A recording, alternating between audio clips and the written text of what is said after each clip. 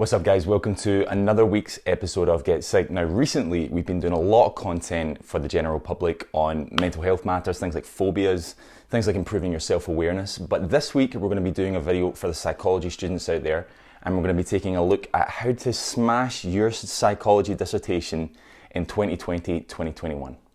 Now there are a lot of things going on right now that are making your studies next year seem a little bit daunting. I get it.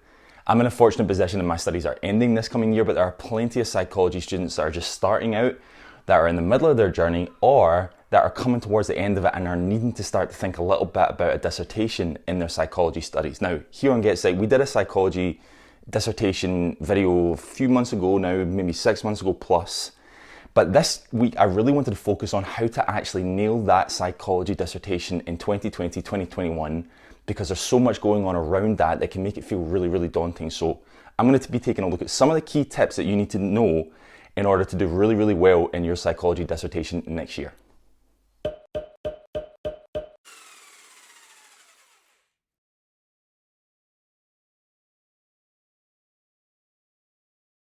So, first step is to start early on your dissertation. Now, if you've ever seen me speak at public events, I do a lot of speaking for psychology students. I talk a lot on Getpsyched for psychology students.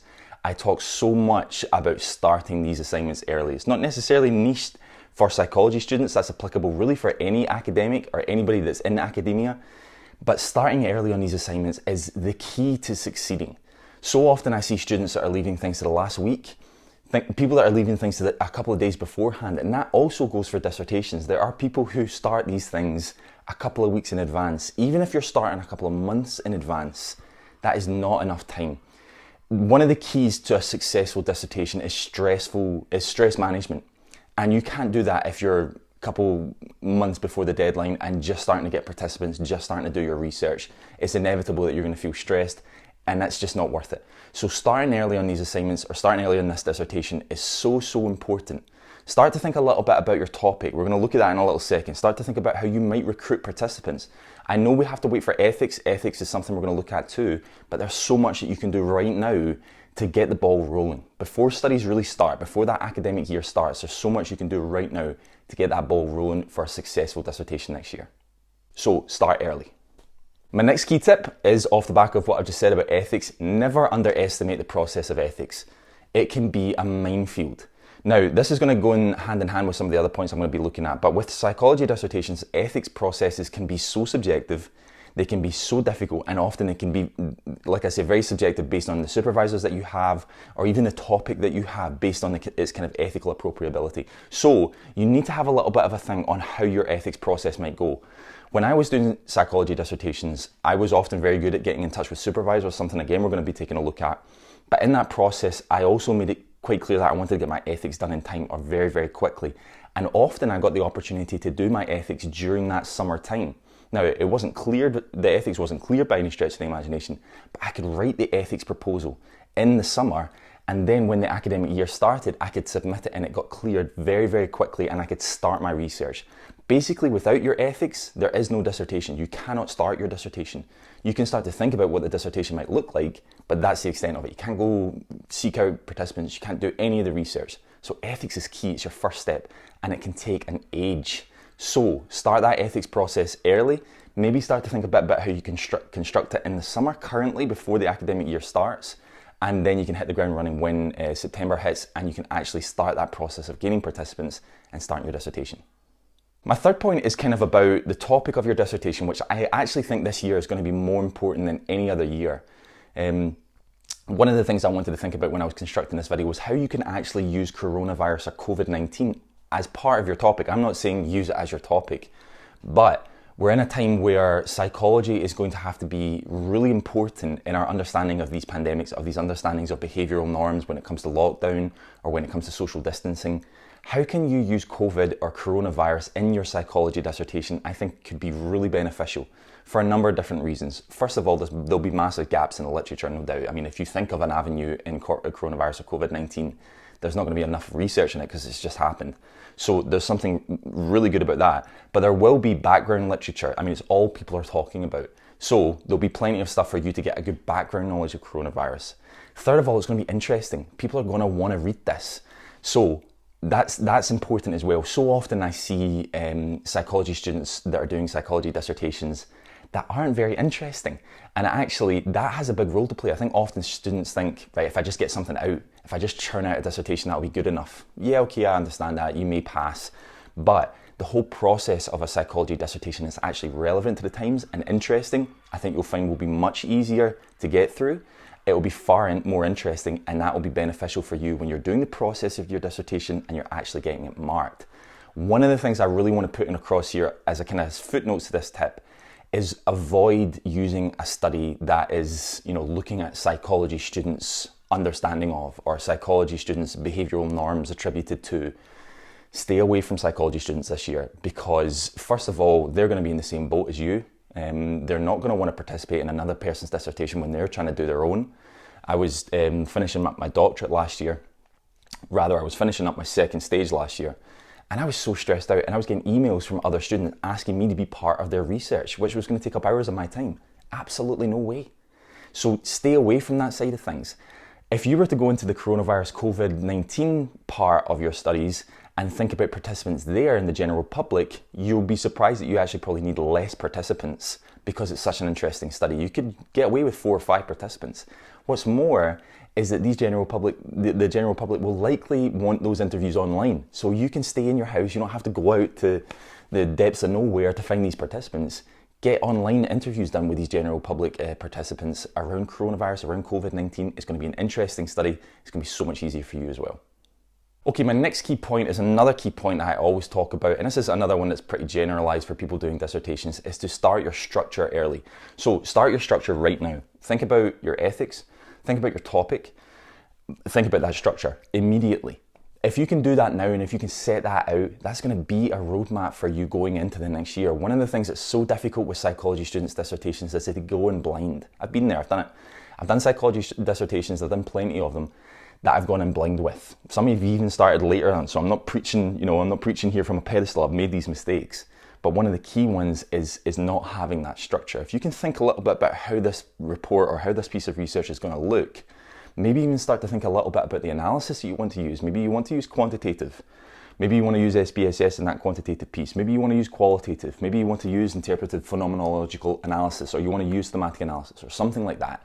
Think about that structure and how this piece is going to look. It's going to be your roadmap moving forward. It's going to make things so much easier. Step number 5 is attributed to coronavirus and COVID-19, and I think in many ways this is a must. So you've got to get in touch with your university and understand what's expected of you. Coronavirus lockdown is going to impact you regardless of what the next year is going to look like. For example, my university, I know next semester are going fully online, regardless of what happens. So they've got at least half a year where everything's going to be online. So you need to get a decent understanding of what's going to be expected of you from your tutors, from your university, from your course, with how this dissertation is going to look and how it's going to unfold. And that's vital. So try and get in touch with them as best you can and get a little bit of clarity. Okay, point number 6 is about supervision. Now, supervision is one of these issues within psychology that can be kind of tense, that can make things either much more straightforward or they can make it much harder. What I often do with supervision is try to assign myself a supervisor within the university. Now, if you're starting out on your psychology dissertation journey come the start this year and you're a little bit behind things, the university are probably going to assign you a supervisor. The likelihood is they'll probably try and do that anyway, but one of the things that I've often learned is that I can try and request supervision based on who I think might be a good fit for my topic or for the dissertation that I'm actually going to do, and also for how I might work. The university or my courses have often been quite okay with that. If you feel that there's a supervisor that's best fitting and you do it early, as always, you've got to start these things early, then normally they're okay with you trying to assign yourself a supervisor. So try and do that where possible. Also, this kind of goes without saying, try and assign yourself to a good supervisor, because there are supervisors who are not good, and it's going to make your life very difficult with a dissertation when you've got a supervisor that's makes things much harder. So try and assign yourself a supervisor that you know you're going to work well with. What I often do is, obviously your psychology dissertation comes toward the end of your studies, you're going to get to know some tutors well, you're not going to get to know some other tutors. Assign yourself to a supervisor that you know, maybe one that you've worked with before, maybe one that's taught a module that you've undertaken on your course a couple of years before, something like that, and you work well with. Somebody who knows you. I think that's a really important step. Also somebody that you know will have some kind of availability. Now, all tutors are going to be very, very busy, and things are always going to be online now this year, which actually in many ways could work to your benefit, because you know that you can assign some kind of video meetings quite quickly, rather than meeting in person at the university campus. So try and find somebody that you know will have some availability and will want to work with you. And also think about your topic.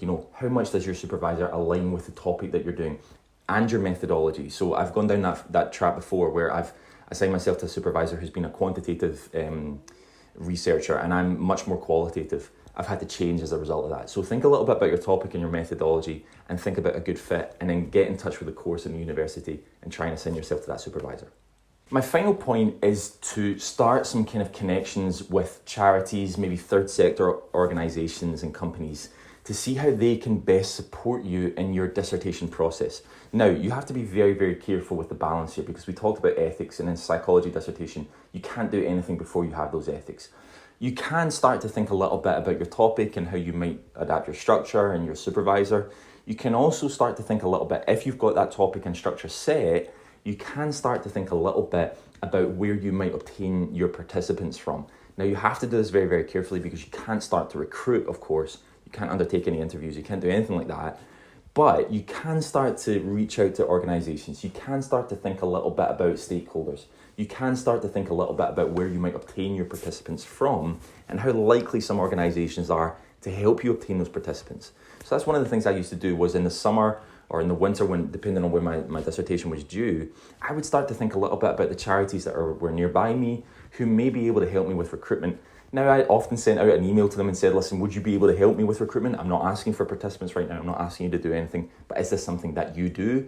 Would you be able to help me with? These are the kind of things that can be really beneficial. So think a little bit on those lines. Think a little bit about how you can start to create relationships with organisations as well. Hey guys, thank you so much for watching this week's episode of Getpsyched. This week we've been taking a look at how you can succeed in your psychology dissertation in year 2020, 2021. There's so much going on this year with lockdown, coronavirus, all those kind of things that are going to impact your studies. They're also going to impact your dissertation. So I hope these very niche points on, succeeding in a dissertation as a whole, succeeding in a psychology dissertation, but succeeding in a psychology dissertation during these very challenging times have been helpful for you guys. Let me know if they have. You can like this video, share it, you can comment as well, and I'll definitely get back to you. If you've got any questions, I'll be sure to answer them. Thanks again so much for watching, guys, and hopefully catch you next week.